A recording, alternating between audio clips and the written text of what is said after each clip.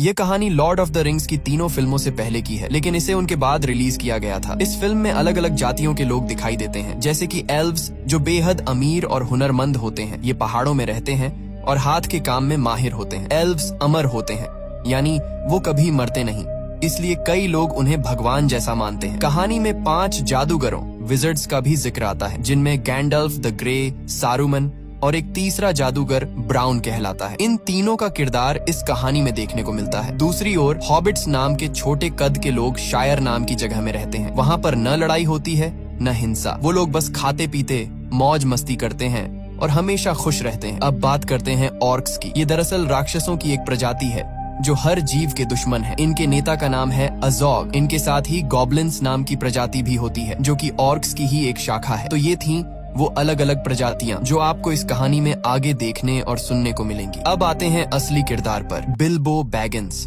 जो फ्रोडो का चाचा है। इस कहानी में बताया गया है कि बिल्बो की जिंदगी कैसी थी। कहानी की शुरुआत में उसे 11 साल का दिखाया गया है, जब वो अपनी जिंदगी की सारी बातें एक किताब में लिख रहा होता है ताकि उसका भतीजा फ्रोडो उसे पढ़ सके। इसके बाद कहानी 60 साल पीछे चली जाती है, उस वक्त की जब ड्वार्फ्स यानी बौने लोग पहाड़ों के अंदर अपने खूबसूरत शहरों में रहा करते थे। उनकी दुनिया इतनी शानदार थी कि देखने वालों को स्वर्ग जैसी लगती थी। और उन बौनों के राजा का नाम था थॉरिन ओकेनशील्ड। थोरिन का राजवंश पूरी तरह सुरक्षित था, क्योंकि उसके बेटे और पोते दोनों जीवित थे। उस समय बौने लोग ड्वार्व्स दुनिया के सबसे अमीर प्रजाति माने जाते थे, क्योंकि उनके पहाड़ों के अंदर सोने की नदियां बहती थीं। उन्हें वहां हीरे, जवाहरात और कीमती पत्थर मिलते थे और वे इन्हें तराशने में बेहद कुशल कारीगर थे। एक दिन एक बौने को पहाड़ की गहराइयों में एक विशाल हीरा मिला। इस हीरे को हार्ट ऑफ द माउंटेन कहा गया। राजा थ्रोर ने इसे अपनी शाही ताकत और हक का प्रतीक बना दिया और इसका नाम रखा द किंग्स ज्यूल। कई सालों तक इस राज्य में सब कुछ शांति और समृद्धि से चलता रहा, लेकिन एक दिन उत्तर दिशा से एक भयानक ड्रैगन आ पहुंचा, जिसका नाम था स्माउग। यह ड्रैगन अपने मुंह से आग उगलता था और बेहद क्रूर व लालची था। उसने अपने रास्ते में आने वाले सभी शहरों को जला डाला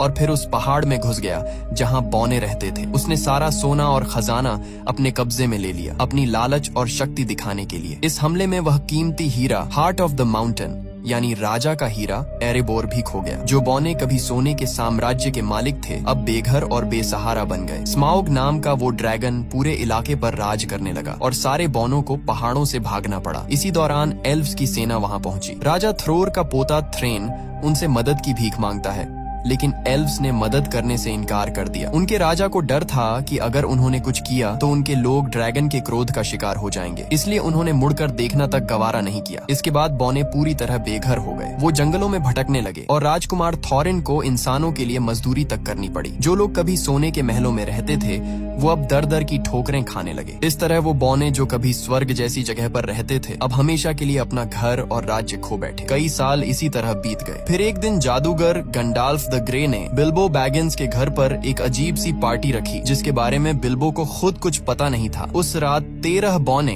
13 ड्वार्व्स वहां पहुंचे, जिनमें थॉरिन ओकेनशील्ड भी शामिल था, जो राजा थ्रोर का पोता और बौनों का नेता था। पार्टी के दौरान उन्होंने बताया कि अब पंछी फिर से उन पहाड़ों की ओर लौटने लगे हैं जहां वे पहले रहा करते थे। एक भविष्यवाणी के अनुसार जब पंछी वापस एरेबोर की ओर लौटने लगे तो इसका मतलब होता है कि स्मॉग नाम का ड्रैगन अपनी तबाही के अंत के करीब है। थॉरिन कहता है, अगर ये संकेत हमने देखा है तो दूसरों ने भी देखा होगा और अब वे सब भी हमारे एरेबोर पर कब्जा करना चाहेंगे, जहां अनगिनत खजाने और सोना अब भी छिपा है। लेकिन हम ऐसा नहीं होने देंगे। हम स्मॉग को मार गिराएंगे, उसे भगा देंगे और अपना घर, अपनी जमीन और अपना गर्व वापस हासिल करेंगे। तभी एक बौना कहता है, लेकिन तुम भूल रहे हो, पहाड़ का मुख्य दरवाजा तो बंद है, अंदर जाने का कोई रास्ता नहीं। तभी गैंडल्फ मुस्कुराता है और अपनी जेब से एक चाबी निकाल कर कहता है, यह चाबी तुम्हारे पिता ने मुझे दी थी ताकि मैं इसे सुरक्षित रख सकूं। ये देखकर एक और बौना कहता है, अगर चाबी है तो जरूर कोई गुप्त दरवाजा भी होगा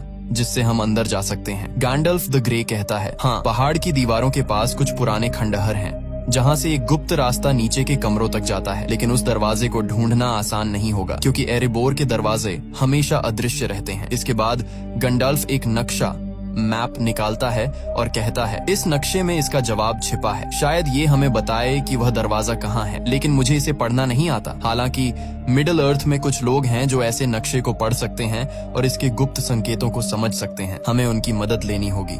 गैंडल्फ आगे कहता है, इस सफर में बिल्बो बैगिंस भी हमारे साथ जाएगा, क्योंकि ड्रैगन स्मॉग बौनों की गंध को पहचानता है लेकिन हॉबिट्स की नहीं। इसलिए जब हमें पहाड़ के अंदर घुसना होगा तो बिल्बो हमारी सबसे बड़ी मदद करेगा। लेकिन बिल्बो डर जाता है। वो कहता है, नहीं, मैं नहीं जाऊंगा, वहाँ मेरी जान जा सकती है। अगर उस ड्रैगन ने मुंह से आग फेंकी तो मेरी हड्डियां तक पिघल जाएंगी। इसलिए वो साफ साफ मना कर देता है।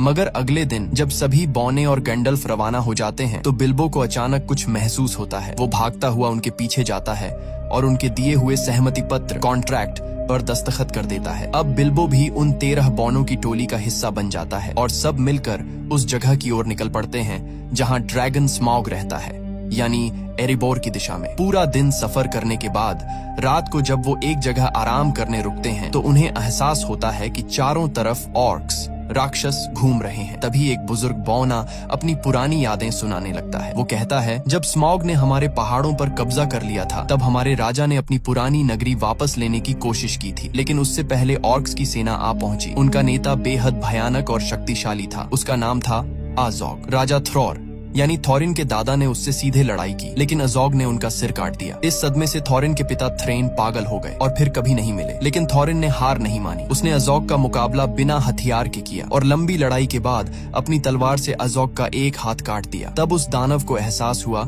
कि थॉरिन की नस्ल को मिटाना आसान नहीं है। मगर उस युद्ध में बौनों की पूरी सेना खत्म हो गई और कुछ ही बौने जिंदा बच पाए। फिर वह बौना गर्व से कहता है, उसी दिन मुझे समझ आया कि अगर कोई हमें दोबारा एकजुट कर सकता है तो वो सिर्फ थॉरिन ओकनशील्ड ही है। इसीलिए आज थॉरिन और उसके 12 साथी बौने अपने पहाड़ एरिबोर को वापस पाना चाहते हैं और गैंडल्फ जानता है कि ये उनका हक है, इसीलिए वो पूरी तरह उनके साथ है।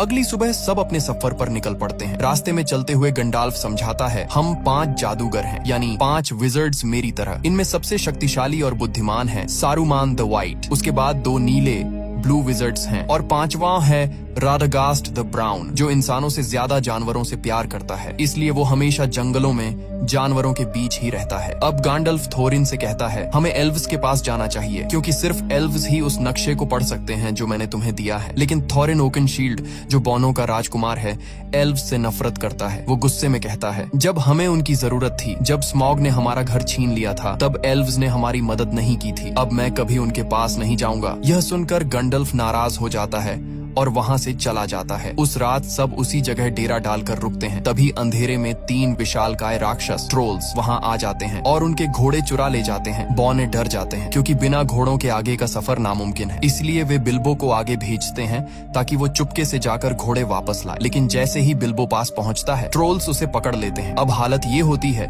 कि सभी बौनों को पकड़ लिया जाता है और ट्रोल्स उन्हें आग पर भूनकर खाने की तैयारी करने लगते हैं। तभी उनमें से एक ट्रोल कहता है, जल्दी करो, सूरज निकलने वाला है। अगर सूरज की रोशनी हम पर पड़ी तो हम सब पत्थर बन जाएंगे। इसी बीच बिल्बो अपनी चालाकी दिखाता है। वो तीनों ट्रोल्स से बातों में उलझाने लगता है, उन्हें आपस में झगड़वाने लगता है ताकि वक्त निकल जाए। और जैसे ही सुबह की पहली किरणें निकलती हैं, उसी वक्त गैंडल्फ ऊंची चट्टान पर खड़ा होता है। वो अपनी जादुई छड़ी से उस चट्टान पर वार करता है और चट्टान टूटकर 2 हिस्सों में बंट जाती है। उसके पीछे से निकलती हुई सूरज की तेज किरणें सीधी ट्रोल्स पर पड़ती हैं और देखते ही देखते तीनों ट्रोल्स पत्थर बन जाते हैं। इस तरह बिल्बो की समझदारी और गैंडल्फ के जादू से सारे बौने बच जाते हैं और उनका सफर फिर से जारी होता है। आगे बढ़ते हुए गैंडल्फ का 5वां साथी उनके पास पहुंचता है, जिसका नाम है राडागास्ट द ब्राउन। वो भी एक जादूगर है, लेकिन बाकी सभी से बिल्कुल अलग। उसके कपड़े मिट्टी से सने होते हैं और उसके आसपास हमेशा जानवर और पक्षी घूमते रहते हैं। वो गैंडल्फ से घबराई हुई आवाज में कहता है, ग्रीनवुड बीमार हो गया है। ग्रीनवुड उस बड़े जंगल का नाम है। वो बताता है कि वहाँ अब पेड़ पौधे उगना बंद हो गए हैं और जंगल में अब भयानक मकड़ियाँ बस गई हैं। वो कहता है, ये सारी मकड़ियाँ डोल गुलदूर नाम की जगह से आई हैं। डोल गुलदूर दरअसल ग्रीनवुड के अंदर एक पुराना किला है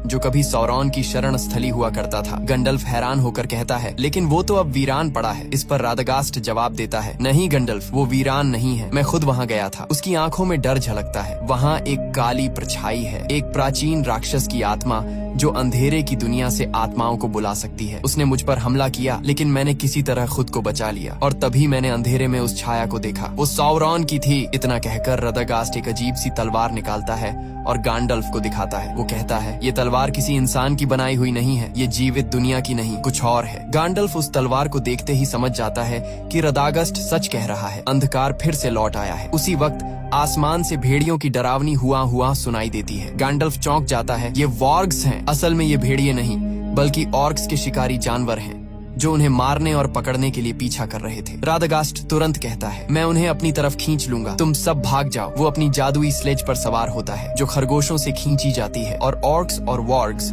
उसका पीछा करने लगते हैं। इधर गैंडल्फ और बाकी बौने भागते हुए जमीन के नीचे बने एक सुरंग में घुस जाते हैं। पीछे से वॉर्ग्स उन पर झपटने ही वाले होते हैं, लेकिन वो सब किसी तरह सुरंग के अंदर गायब हो जाते हैं और फिलहाल के लिए अपनी जान बचा लेते हैं। तभी अचानक वहाँ एल्व्स आ पहुँचते हैं, तेज, खूबसूरत और बेहद घातक। कुछ ही पलों में वो सारे ऑर्क्स को खत्म कर देते हैं। इस लड़ाई से बचते हुए बौने, गैंडाल्फ और बिल्बो एक अंधेरी गुफा से निकलकर पहुँचते हैं एक जादुई और रहस्यमयी जगह रिवेंडेल यानी